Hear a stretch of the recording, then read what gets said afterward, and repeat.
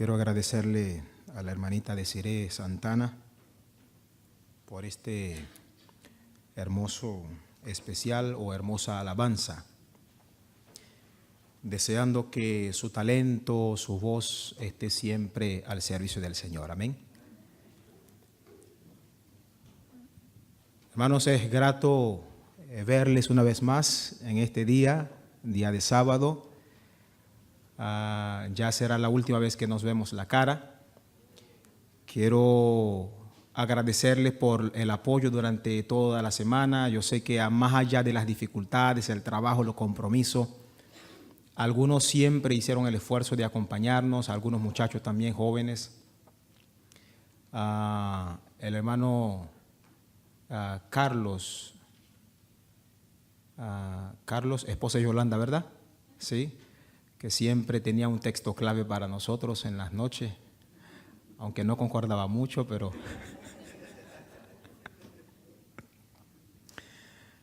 hermano Julio, hermana Yolanda, hermana Cristina, el hermano del sonido, no me acuerdo mucho el nombre, Raúl. Muchas gracias, hermano Freddy también. Hay algunos nombres que no me aprendí durante la semana, pero ustedes saben que el agradecimiento es para ustedes de manera especial. La hermana que estaba en la puerta siempre allá afuera, hermana, ¿cómo es su nombre? Gloria, la hermana Gloria. Siempre seria la hermana, pero muy eficiente en el trabajo. Gracias por habernos atendido, recibido durante esta semana. Como yo siempre digo, más allá de las dificultades que se presentan, uno se regocija cuando uno está en la presencia del Señor. Amén. No sé en la tarde qué plan hay, pero hay que felicitar también a algunos amigos, en especial Katy con sus hijas, que estuvieron con nosotros durante casi toda la semana, y esperamos que haya sido de bendición para ellos esta semana.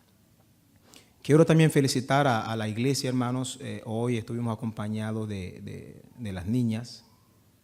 Quiero decirles que eso es muy importante, vale la pena hacer el paréntesis.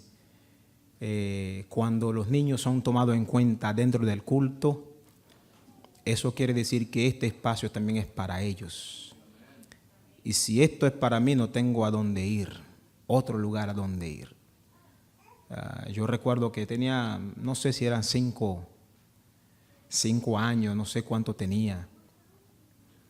Y hoy el hermano, no me acuerdo el nombre, el que tenía al lado, el anciano. Darwin. Harvin. Sí, el hermano Harvin me hizo recordar algo, porque él sacó una sillita no sé de dónde y puso a las niñas a ensayar allá adentro.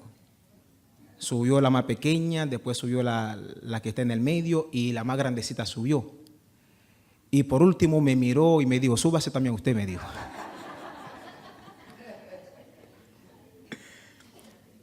Y saben, me hizo recordar en aquellos tiempos, porque bueno, yo siempre he sido pequeño, siempre. Y me ponían un banquito para poder alcanzar.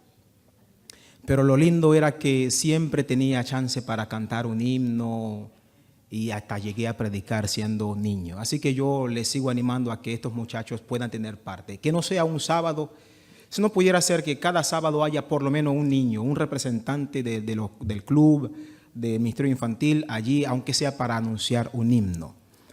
Eso quedará grabado para siempre en la mente. Hermanos, esta semana estuvimos hablando acerca de la compasión de Dios para con nosotros. Cuando hablamos de la compasión de Dios para con nosotros, esa compasión tiene varias facetas y se expresa de distintas maneras. Y vimos que la existencia del santuario, del tabernáculo de Dios para con el pueblo de Israel, era una forma más de expresar esa compasión, ese amor de Dios hacia su pueblo. Porque el plan era que Dios no quería que ellos anduviesen solos, y Él quería estar con ellos. Eso es compasión. Vimos también que a la hora de darle salida, el éxodo, en el momento en que Israel debía salir de Egipto después de 400 años de esclavitud, vimos que Él instituyó para ellos la Pascua, la fiesta de la Pascua. Pero durante la semana estuvimos hablando de que la Pascua no es solamente aquella noche, el 14, cuando se mataba al cordero. La Pascua incluye una serie de acontecimientos. Hablamos de los panes sin levadura, hablamos de la fiesta de la primicia y anoche hablamos del Pentecostés, que también es parte de la Pascua. Aunque en el Antiguo Testamento esa fiesta no tuvo su amplitud, no tuvo su cumplimiento o no tuvo su auge como tal, pero cuando vamos al Nuevo Testamento encontramos que 50 días después de la muerte del Cordero Pascual, el Cordero verdadero, el real, que es Jesucristo, vimos que se cumplió esa fiesta cuando los discípulos, estando allí en el aposento alto, recibieron en su magnitud el don del Espíritu Santo. También vimos lo que causó el haber recibido el don del Espíritu Santo. Vimos el efecto causado por el don del Espíritu Santo. Sin embargo, en esta mañana quiero trazar un tema que bien podría para nosotros llamarnos la atención. Porque en el libro de Samuel, el capítulo 2, en primero de Samuel, el capítulo 2, versículo 12,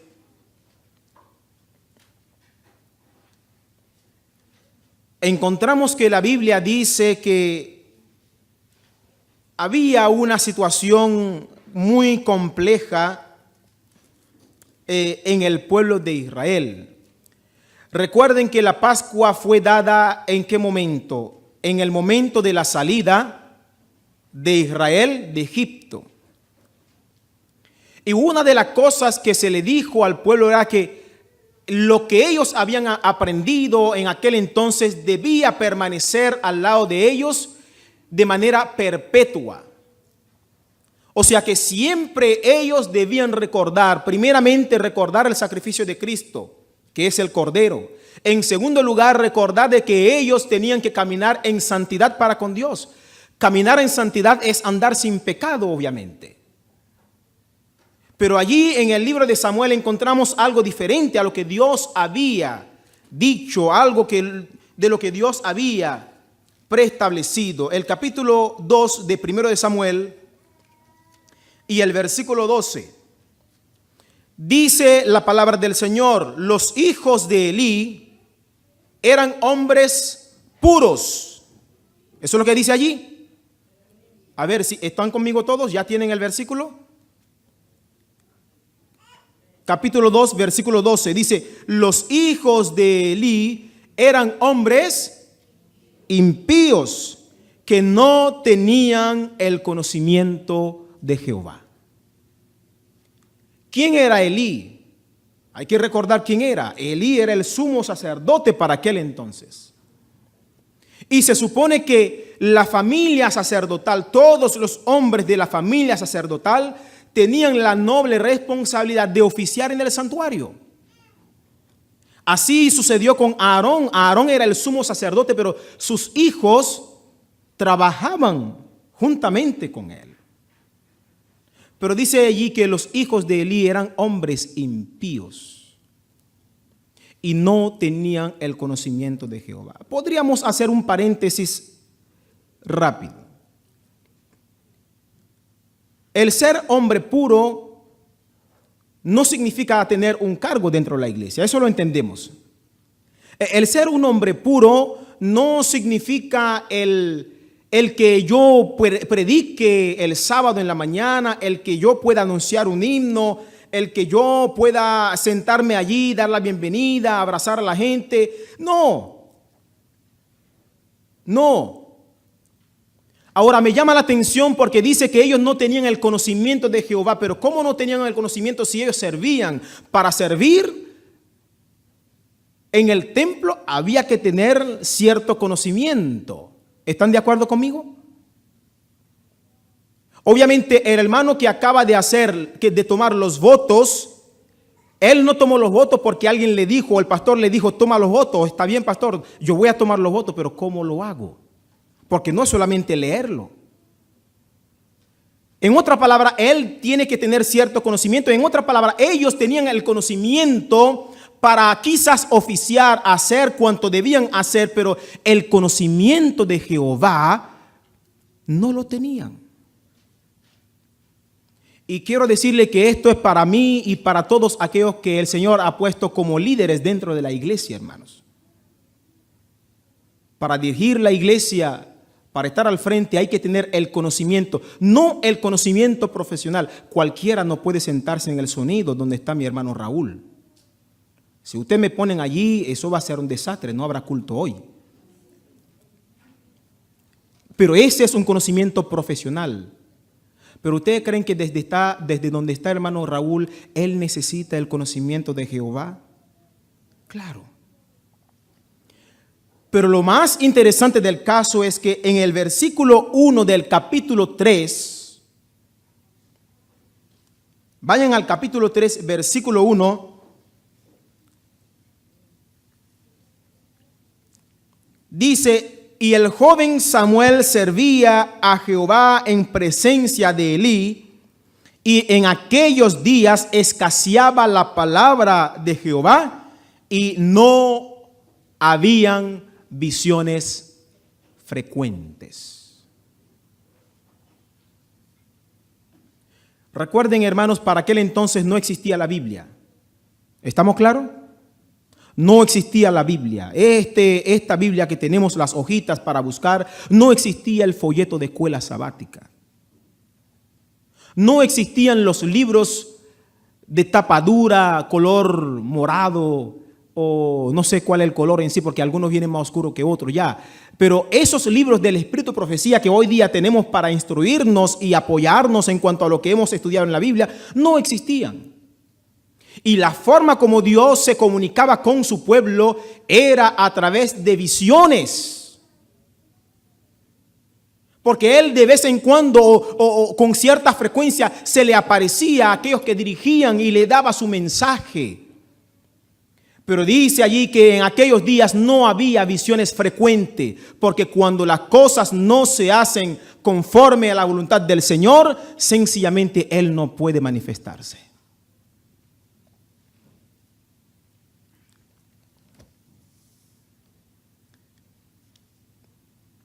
Pero en esos días ellos salieron a pelear.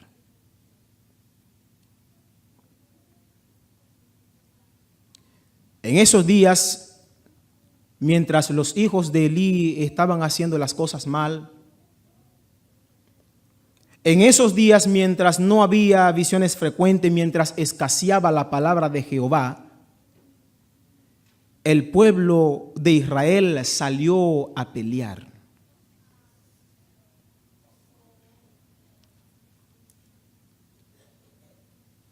Y dice la Biblia que como resultado de esa batalla hubo una gran mortandad en el pueblo de Israel. Quiero invitarles a que lean conmigo allí, en el capítulo 4.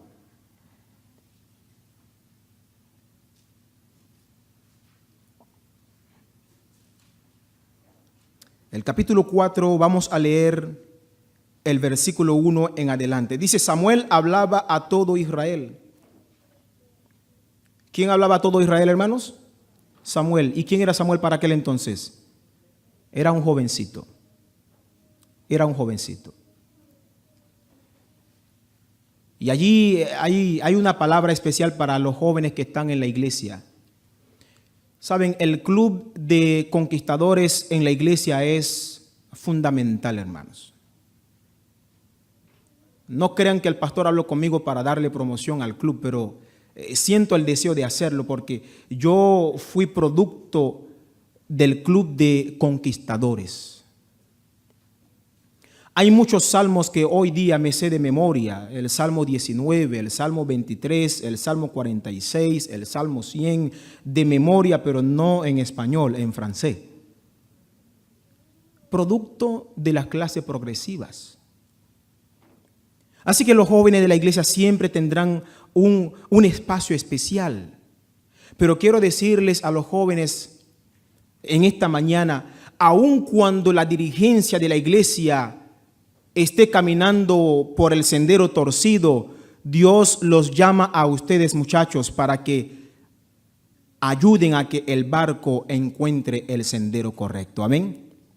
No crean que no, yo no tengo edad suficiente para eso. No digan eso. No digan eso. Crean que aún en su tierna edad Dios es capaz de usarlo, de tomarlo a ustedes, sea hombre, sea mujer, para que ejerce una influencia positiva dentro de la iglesia como fuera de ella. Porque dice allí que Samuel hablaba al pueblo. Samuel era un muchacho. Pero por aquel tiempo salió Israel a librar batalla con los filisteos y acampó junto a Ebenezer, mientras los filisteos acamparon en Afec. Versículo 2 dice: los filisteos presentaron batalla a Israel y trabándose el combate, Israel fue vencido delante de los hijos de los filisteos, los cuales hirieron en el campo de batalla ¿a cuántos? A 4,000 hombres. Pues es normal entender lo que ocurrió, hermano, porque el pueblo de Dios no puede luchar sin Dios. La iglesia de Baltimore no puede luchar sin Dios. El cuerpo de anciano de la iglesia de Baltimore no puede avanzar en la planificación de la iglesia sin Dios, porque este es el pueblo de Dios, no es una empresa, porque una empresa cualquiera basta con llegar el día, poner las máquinas a funcionar. ¿Está bien? Y alguien que esté allí para chequear a ver si Jean-Pierre está flojo o está trabajando. Suficiente. Pero la iglesia no es una empresa común y corriente, porque la iglesia es la empresa de Dios. Amén. Y esta empresa no funciona con dinero, esta empresa funciona con el poder de Dios. 4,000 hombres murieron ese día. Entonces ellos dijeron: wow, ¿qué pasó? Los ancianos pusieron la mano en la cabeza. ¿Qué ocurrió?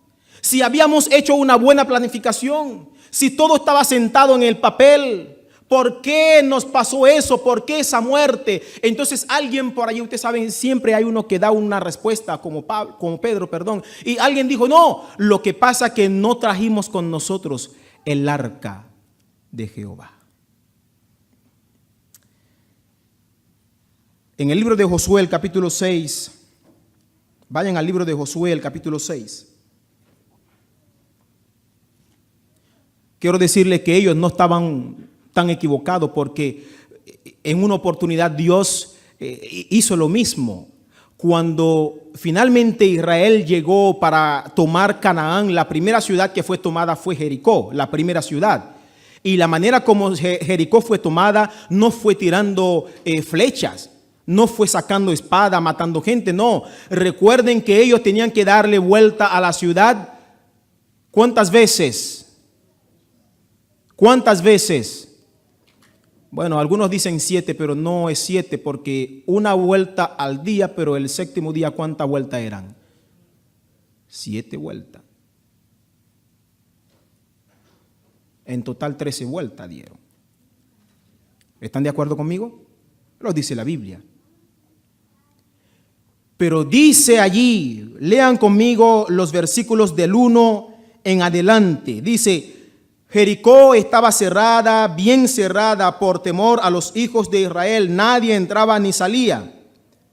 Pero Jehová dijo a Josué: mira, yo te entrego en tus manos a Jericó y a su rey, junto con sus hombres de guerra. Rodearéis pues la ciudad todos los hombres de guerra dando una vez la vuelta alrededor de la ciudad. Esto haréis durante 6 días. 7 sacerdotes llevarán 7 bocinas de cuernos de carnero delante del arca. Y el 7º día daréis ¿cuántas vueltas? 7 vueltas.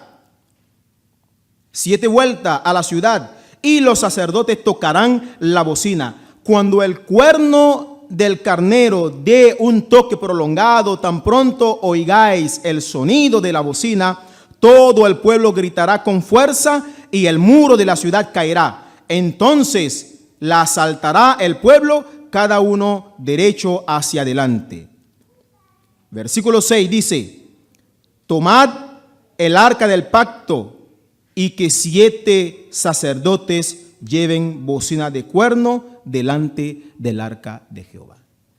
El que gritó por allá y dijo: no, lo que pasó es que no llevamos el arca, ¿estaba en lo cierto? Claro, pero la vez que el arca fue tomado y fue llevado a una batalla, ¿fue por orden de quién, hermanos? ¿Por orden de quién? De Dios mismo. Pero dijeron: no, llevemos el arca. Y en la historia dice que ellos fueron y trajeron el arca. Cuando llegó el arca se escuchó un ruido en el campamento de Israel. Porque más allá de entender de que el arca era un simbolismo, ellos atribuían el éxito al arca de Jehová, pero no el Dios al que representaba el arca. Recuerden que durante la semana hablamos de los dos compartimientos del santuario. El lugar santo y el lugar santísimo. Y dijimos que en el lugar santísimo estaba ¿qué cosa? El arca del pacto, dentro del cual estaba la vara de Aarón que floreció, dentro del cual estaba el ejemplar de los 10 mandamientos de la tabla de piedra, y además estaba un ejemplar del maná.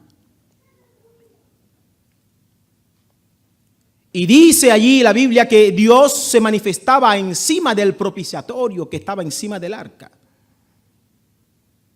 Y ellos dijeron: mira, lo que pasa es que cuando Josué entró a Jericó, él llevó consigo el arca y los muros cayeron. Entonces traigamos el arca. Y hubo un estruendo. Y los filisteos, que creyeron que habían ganado la batalla y se iban para su casa, dijeron: ¿qué está pasando en el campamento de los israelitas? Y alguien dijo: oh, seguramente ellos trajeron el arca del pacto. Entonces ellos dijeron: esforzaos, filisteos. Lo estoy diciendo, pero aparece tal cual. Esforzaos, filisteos, luchad como hombres. Y dice que ellos regresaron, pelearon nuevamente contra Israel. Y en esa segunda vez murieron 30,000 hombres. Pero saben, lo más triste del caso es que el arca de Jehová fue tomada. El arca que representaba, que simbolizaba la presencia de Dios en medio de ellos. Porque el santuario como tal sin el arca era nada. Porque el único lugar donde Dios se manifestaba era encima del arca, entre los 2 querubines, encima del propiciatorio. En otra palabra, si queríamos hablar de día de expiación, pero sin arca no se podía, porque el arca era algo especial. Dice: el arca fue tomado por los filisteos. La sierva del Señor, en el libro Patriarca y Profeta, en la página 632, dice: cuanto mayor sea el conocimiento de la voluntad de Dios, tanto mayor será el pecado de los que la desprecian. En otra palabra, aunque pecado es pecado, aquellos que dirigimos la iglesia, se nos toma en cuenta el pecado en un grado mayor, por cuanto mayor es el conocimiento que tenemos. Saben, los filisteos, llevaron el arca. Ellos se llevaron el arca para su país.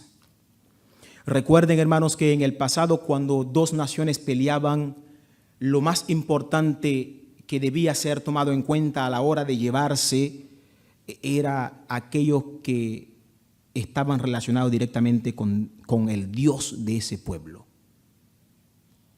Porque recuerden que en el pasado la lucha era por las deidades. ¿Cuál es la deidad más fuerte? Así que cuando yo te visito y yo te hago un sitio y te invado, lo primero que hago es ir al templo y recojo todo aquellos utensilios de tu templo. Así que los filisteos dijeron, bueno, hemos conseguido algo muy bueno, porque eso estaba relacionado directamente ¿con quién? Con el Dios de Israel. En el versículo 12, del 12, versículo 12 en adelante, no lo voy a leer todo. Dice allí que hubo mucho dolor en el pueblo. Elí estaba esperando la noticia porque él sabía que ellos habían llevado el arca al campo de batalla. Era un hombre, creo que aproximadamente 82 años ya, muy gordo, por cierto, dice la Biblia, muy pesado.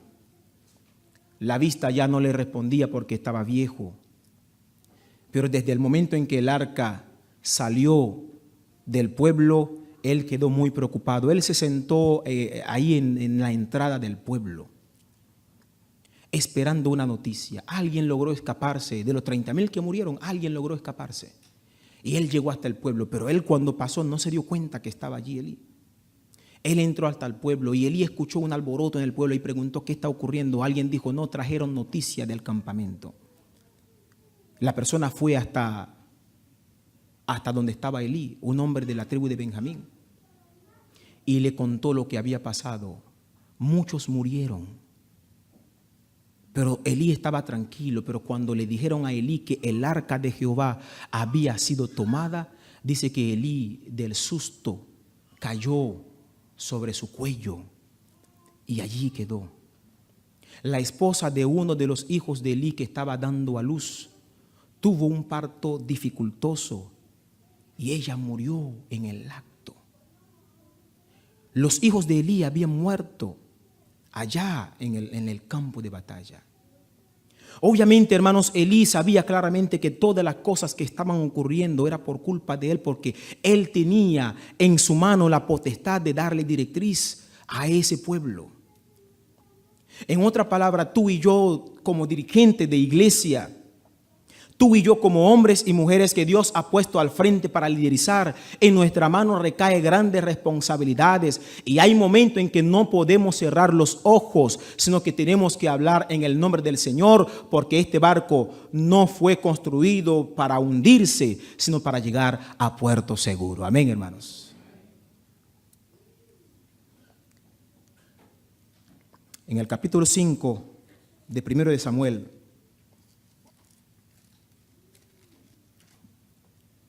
en el capítulo 5, el versículo 1 al 4.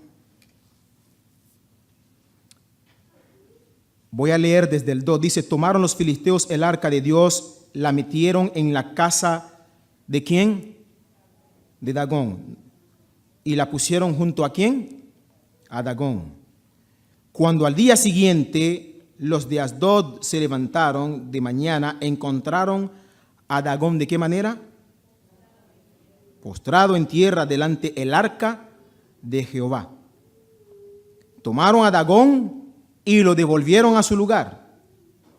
Y al levantarse de nuevo a la siguiente mañana, Dagón estaba como caído. ¿Y qué más?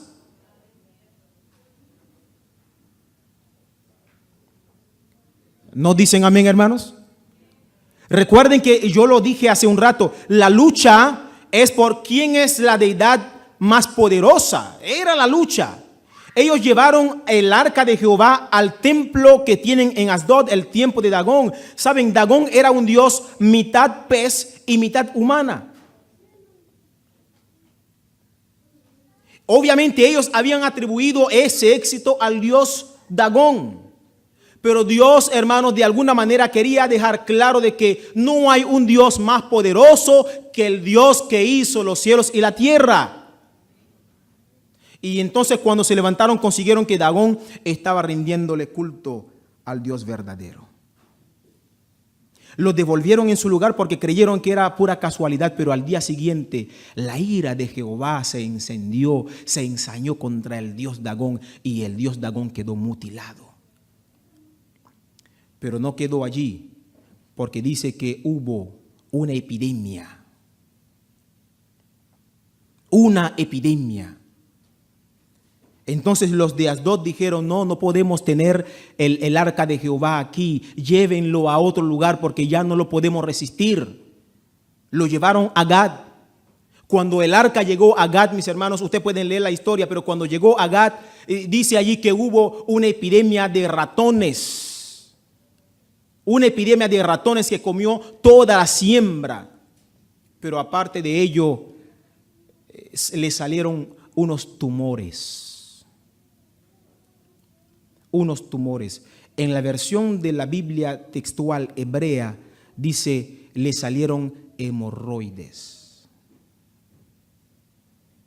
Para que nosotros podamos entender la gravedad del problema que ellos estaban enfrentando por el simple hecho de haberse llevado el arca de Jehová. Saben, hermanos, aun cuando yo decida no glorificar al Dios verdadero, aun cuando yo decida en mi vida no testificar por ese Dios, Él tiene 1001 maneras de ser glorificado. Aunque Él quiere que nosotros seamos copartícipe con Él, juntamente con Él, pero Él no depende de nosotros para que su nombre sea glorificado, porque Él dice que Él puede levantar piedras para que hablen su nombre. Amén, hermanos. Pero saben, yo quiero ser copartícipe. Yo no sé si ustedes lo quieren ser. No quiero que Él use otro instrumento para dar a conocer su nombre. Yo quiero ser ese instrumento, esa voz que ha de glorificar su santo nombre. Saben, hermanos, el arca paseó por varias ciudades. Y a donde llegaba había problema de ratones, había hemorroides también. Hasta que ellos dijeron, tenemos que regresar el arca. Debemos regresar el arca. En el versículo 6, capítulo 6, desde el versículo 2 al versículo 5, no vamos a leerlo tal cual, pero vamos a leer el versículo 7. El versículo 7 dice, haced pues ahora un carro nuevo y tomad luego 2 vacas que críen, a las cuales no haya sido puesto yugo. Uncid las vacas al carro, pero no dejéis que sus becerros vayan tras ella, sino hacedlos volver al establo. Ellos dijeron, mire, vamos a regresar el arca de Jehová. Ya no podemos tener más el arca de Jehová porque nos está causando problema. Los ancianos se reunieron, pero dijeron, la manera como vamos a devolver el arca es que vamos a tomar a 2 bueyes. 2 bueyes que están todavía amamantando, diríamos. Pero no podemos enviar el arca así por decirlo. Vamos a enviar una ofrenda al Dios de Israel. Porque en el pasado la gente creía que con alguna ofrenda, bienes materiales podían apaciguar la ira de las deidades. Y ellos dijeron, tenemos que hacer 5 hemorroides de oro por cada ciudad, las principales ciudades. Y aparte de eso tenemos que hacer ratones de oro de acuerdo a la cantidad de provincias, de pueblos que tenemos. Vamos a meter todo eso en el carro. Y vamos a enviar el carro hacia el territorio frontera con nosotros. Si los bueyes llegan derecho hasta el lugar, nosotros vamos a creer que quien nos hizo el daño es el Dios de arriba. Pero si los bueyes no llegan al lugar a donde ellos deben llegar, entonces creeremos que es pura casualidad. Bueno, déjeme decirle que se la pusieron demasiado fácil al Señor. Porque los bueyes salieron desde donde prepararon el carro y llegaron derecho. a Bet-Semes. Bet-Semes era territorio con Filistea. Y hasta ahí llegó. Los bueyes llegaron.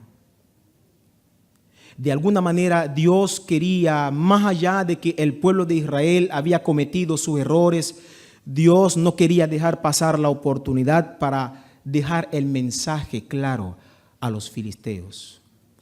Hay un Dios que tiene el control de este mundo.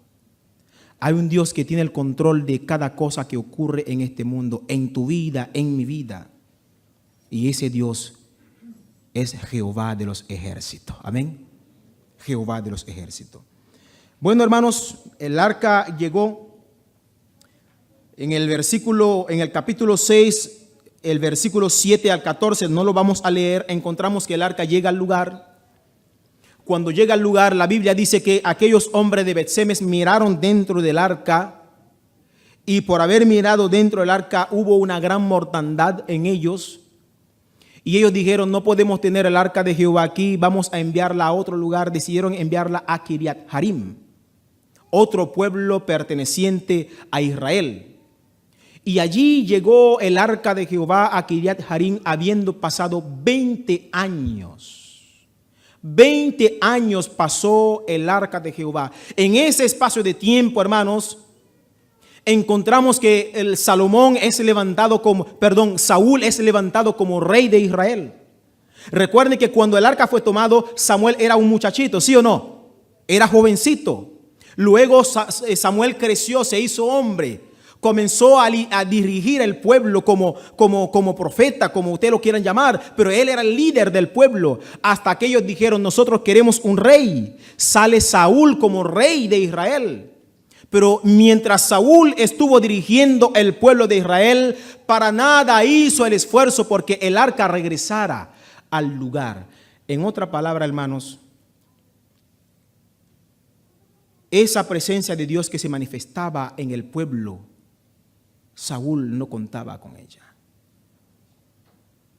Aunque la Biblia dice que Samuel, mientras él estuvo dirigiendo el pueblo, no tuvo que enfrentarse a los israelitas porque hubo paz en ese tiempo.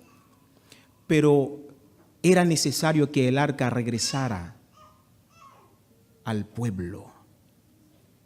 Y dice allí que David, ya siendo David el rey de Israel, habiendo conquistado la ciudad de los jebuseos, Jerusalén, y habiendo convertido a esa ciudad como su capital, David dice: si yo voy a dirigir el pueblo del Señor, es necesario contar con la presencia del Señor. Amén, hermanos. Y David tomó la decisión de hacer regresar el arca al lugar donde debía estar. En segundo de Samuel, el capítulo 6.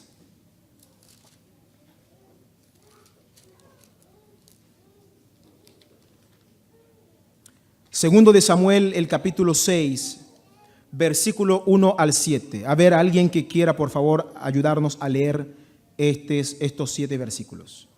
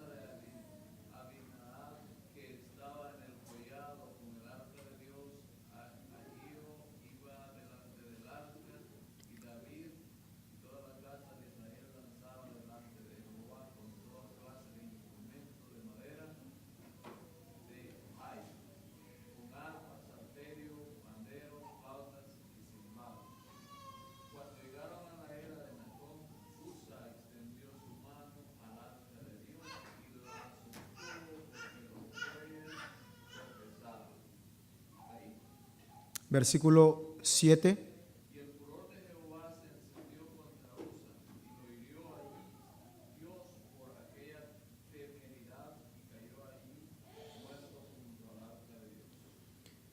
Después de 20 años, David decide hacer regresar el arca.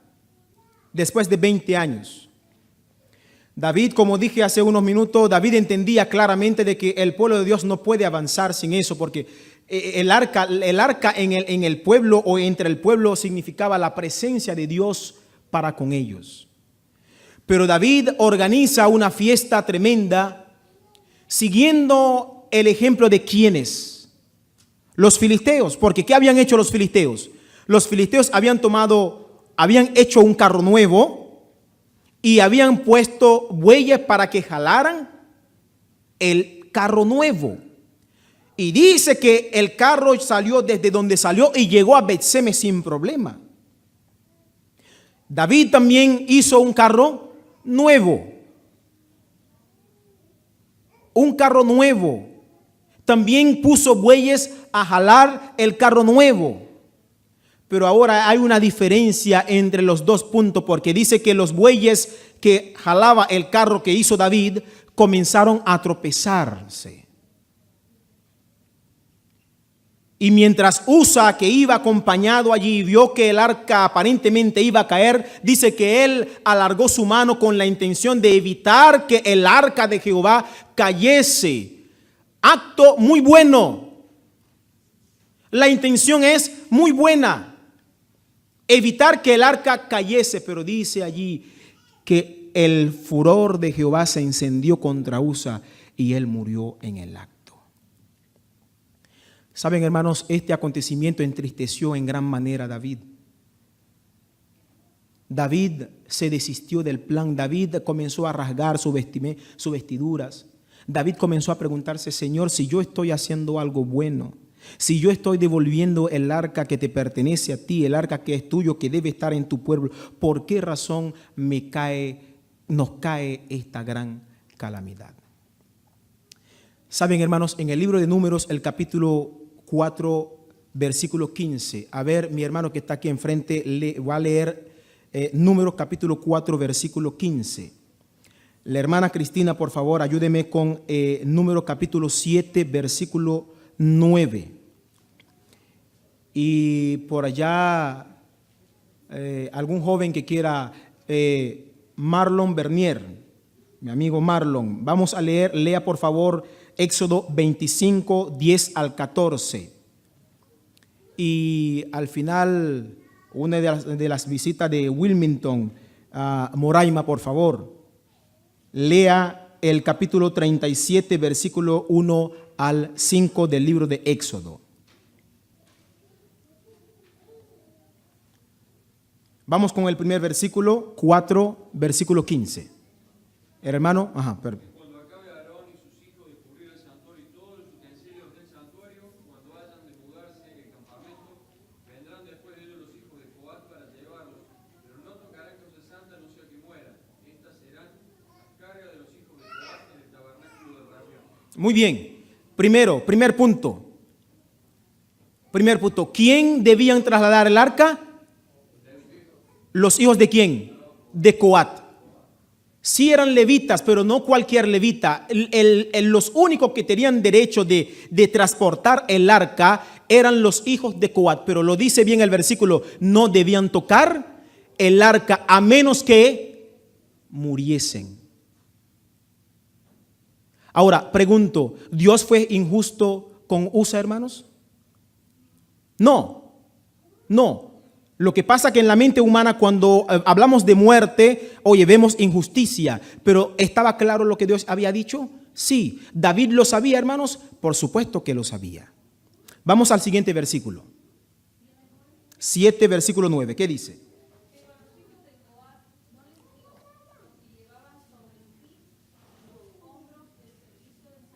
Oh, muy bien. Ahora, ¿de qué manera debían trasladar el arca?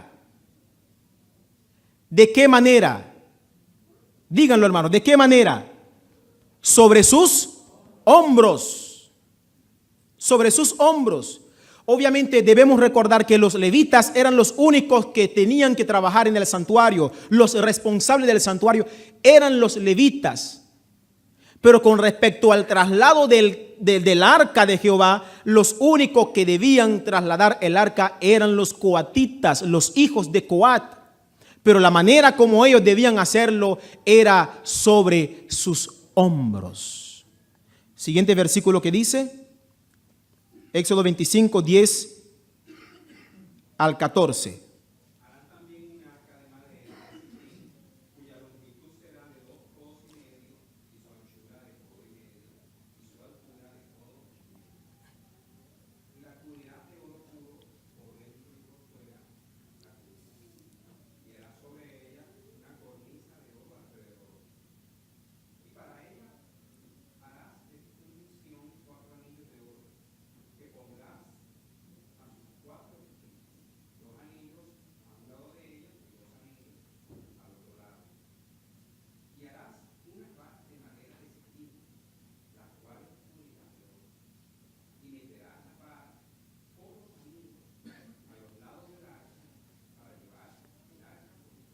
Muy bien. El siguiente versículo es capítulo 37, versículo 1 al 5.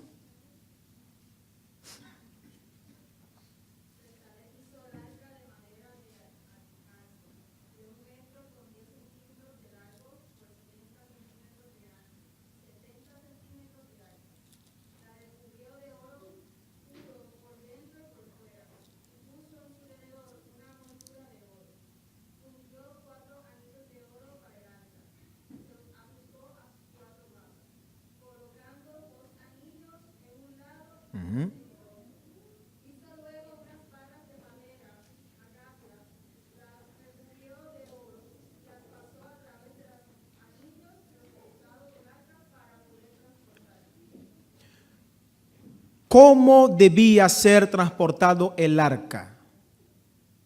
El arca debía ser transportado sobre los hombros. ¿Quiénes debían transportar el arca? Los hijos de Coat. Pero ellos debían evitar tocar el arca. Pero dice que Usa, en un intento de salvar el arca que aparentemente iba a caerse, tocó el arca de Jehová y él quedó fulminado. Saben, hermanos, Dios, cuando Él nos pide que hagamos algo, Él nunca deja vacío. Él siempre nos habla con claridad.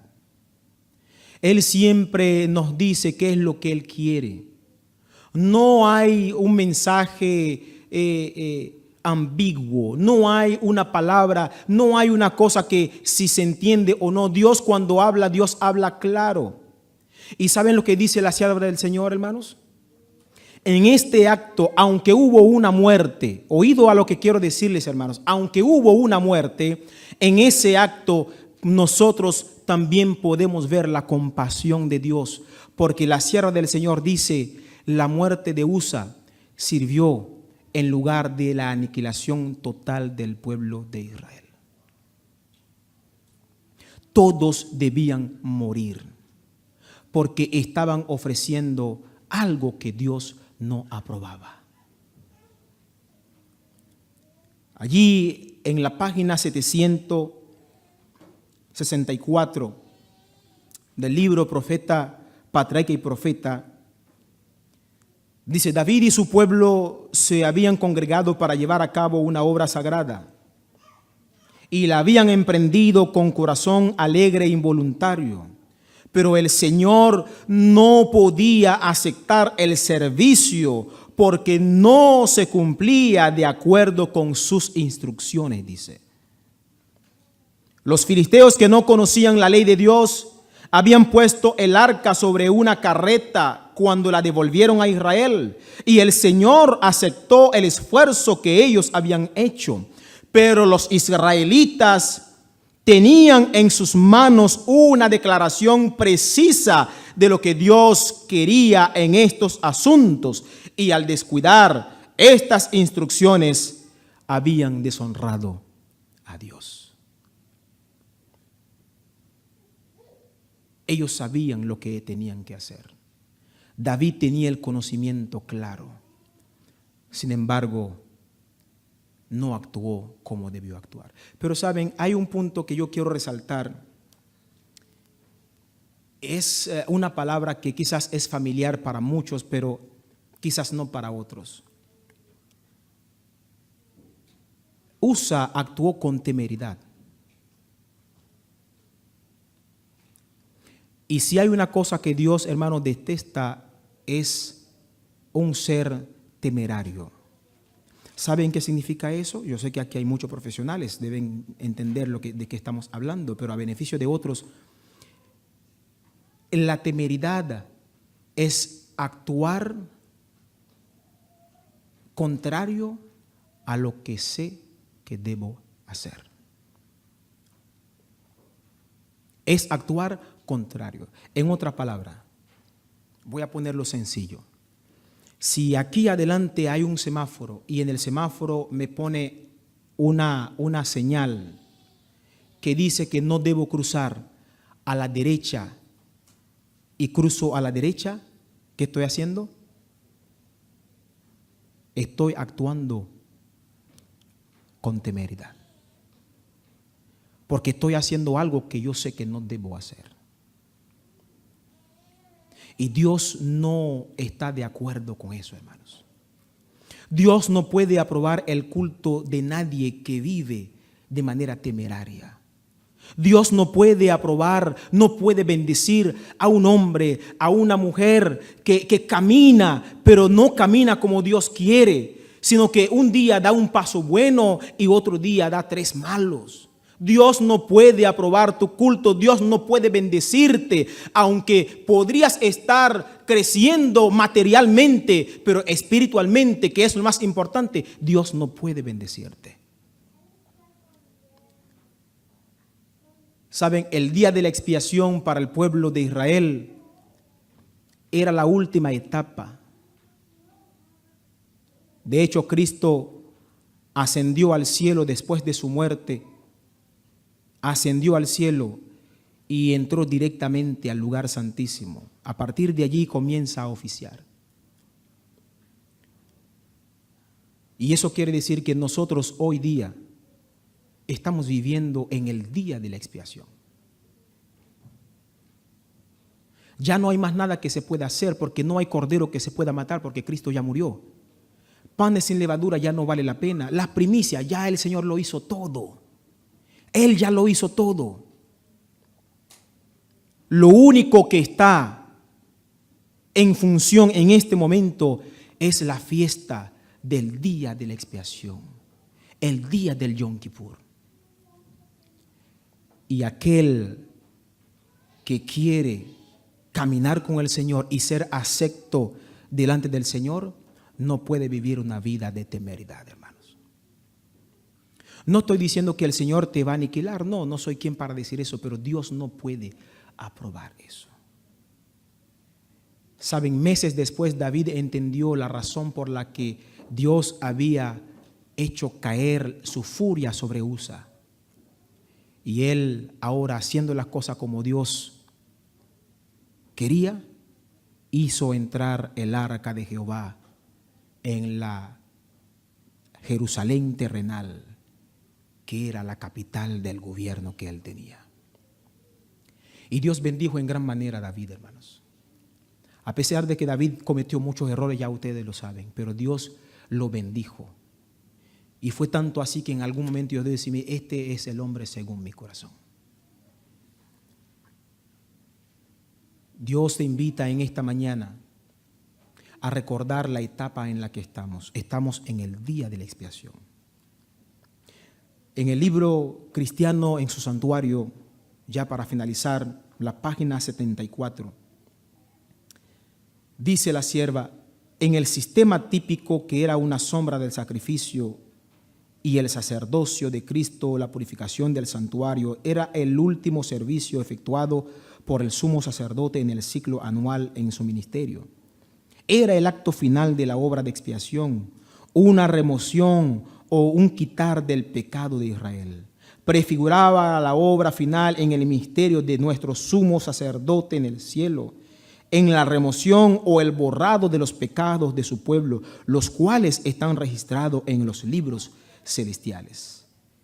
Y sigue diciendo, estamos viviendo ahora en el gran día de la expiación, cuando en el servicio típico el sumo sacerdote hacía la expiación por Israel, todos debían afligir sus almas por medio del arrepentimiento de sus pecados y la humillación ante el Señor, si no querían verse separados del pueblo. Pero déjeme decirle que nosotros, hermanos, en esta mañana les digo que no tenemos que afligir nuestras almas.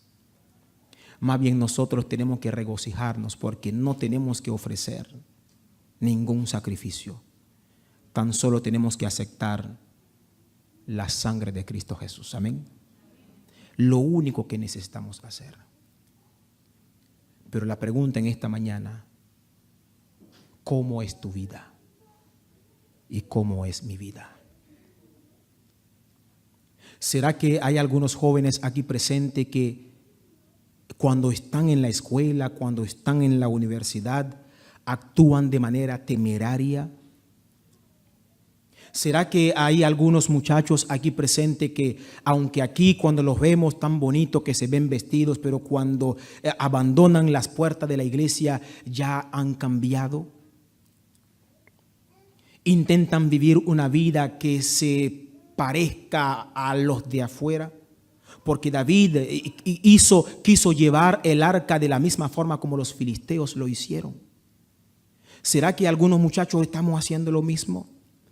El Señor te está pidiendo en esta mañana que te mantengas firmes y que tu ofrenda pueda ser acepta delante del Señor. Habrán algunos hermanos presentes en esta mañana que estamos dando pasos que no son. Hay cosas que tenemos que mejorar. Hay vida que estamos llevando que no es lo que Dios quiere para nosotros. Y el Señor, deseando bendecirnos, nos pide que hagamos arreglo. ¿Hay alguien? ¿Será que hay algunos hermanos en esta mañana que piensa que es necesario vivir una vida diferente a lo que está viviendo? Claro que sí. Pero yo le hablo a los dirigentes de esta iglesia. ¿Alguna vez, no contando con la presencia del Señor, hemos querido avanzar? El Señor nos pide en esta mañana que hagamos arreglo.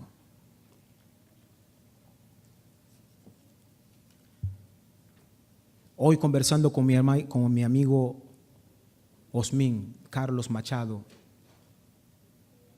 él ha reconocido que en su vida quizás no ha hecho las cosas bien, pero también él entiende que Dios de ahora en adelante quiere darle victoria. De ahora en adelante el Señor quiere que su vida del pasado quede borrado para siempre y que él pueda hallar esa felicidad que solo él puede dar. Yo alabo al Señor porque él está en este lugar. Él está con su esposa. Aun cuando ella no entiende el idioma que hablamos, ella se ha sentido en familia con nosotros. Y para él y para ella habrá grandes bendiciones. Pero no solamente para él y para ella, sino todo aquel que desea una vida distinta. Todo aquel que desea no llevarse por delante la luz o el semáforo. Todo aquel que desea no cruzar a la derecha cuando la señal dice no se debe cruzar a la derecha, sino todo aquel que desea cruzar a la derecha porque es la señal que Dios ha indicado. Pregunto en esta mañana, ¿cuántos uniéndose a mí quieren decir al Señor, Señor, queremos servirte? Y en tu día de expiación queremos presentarnos delante de ti como ofrendas. ¿Cuánto le decimos eso al Señor? El Señor nos bendiga en esta mañana. El Señor nos guarde. Y aquellos que una vez comenzamos a militar con el Señor, podamos continuar con Él. Y aquellos que aún no lo han hecho, puedan pedirle al Señor la oportunidad de poder caminar con Él. Que Dios les bendiga.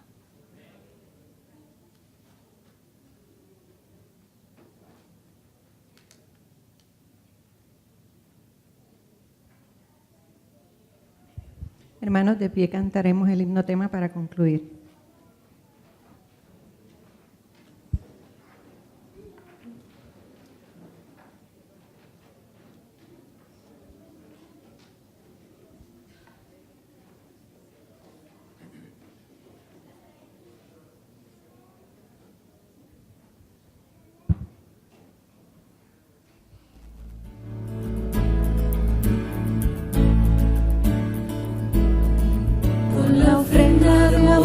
Cordero y su sangre vertida por mí me ha perdonado de toda maldad, con ella me dio libertad.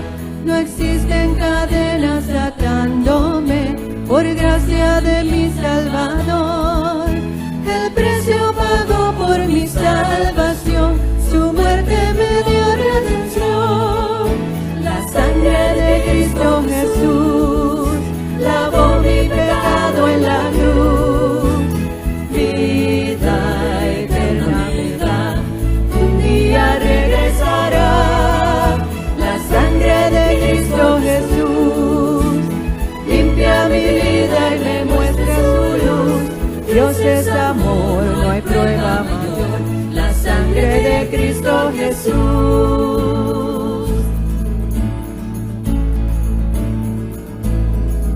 Con la ofrenda de amor del Cordero y su sangre vertida por mí, me ha perdonado de toda maldad, con ella me dio libertad. No existen cadenas atándome, por gracia de mi Salvador. El precio pagó por mi salvación, su muerte me dio redención. La sangre de Cristo Jesús lavó mi pecado en la cruz. Vida eterna me da, un día regresará. La sangre de Cristo Jesús limpia mi vida y me muestra su luz. Dios es amor, no hay prueba mayor. La sangre de Cristo Jesús, la sangre de Cristo Jesús lavó mi pecado en la cruz. Vida eterna me da, un día regresará. La sangre de Cristo Jesús limpia mi vida y me muestra su luz. Dios es amor, no hay prueba mayor. La sangre de Cristo Jesús, la sangre de Cristo Jesús, la sangre de Cristo Jesús.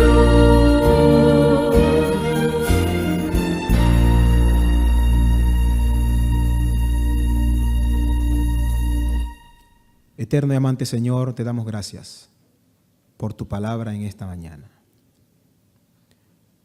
Si hay alguno de nosotros que necesitamos hacer cambio, te rogamos, oh Padre, porque tu Santo Espíritu pueda influir en nuestra mente de modo que podamos entender nuestra condición y tomar la decisión de que nuestra vida cambie para siempre. Esta iglesia está en tu mano, aquellos que la dirigen están en tus manos. Permita, oh Señor, que en cada momento, cada instante, al dar cualquier paso, puedan tener la seguridad de que están avanzando contigo al lado, Señor. De manera especial pido por nuestros amigos que nos han acompañado durante esta semana.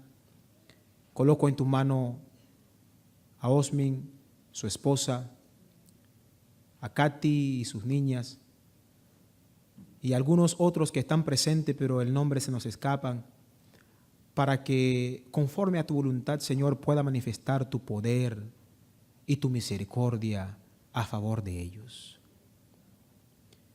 Ellos han de comenzar a estudiar la Biblia, han de comenzar a hacer ese encuentro, ese contacto personal con Cristo. permita, oh Padre, así como nuestra vida una vez fue transformada por Él, que ellos, al encontrarse cara a cara con Cristo, la vida de ellos también pueda ser transformada para siempre. Escúchanos, bendícenos en lo que resta de este día y bendiga también los alimentos que a continuación vamos a comer. Te lo rogamos y te lo agradecemos con el perdón de los pecados en Jesucristo. Amén. Amén. Pueden tomar asiento.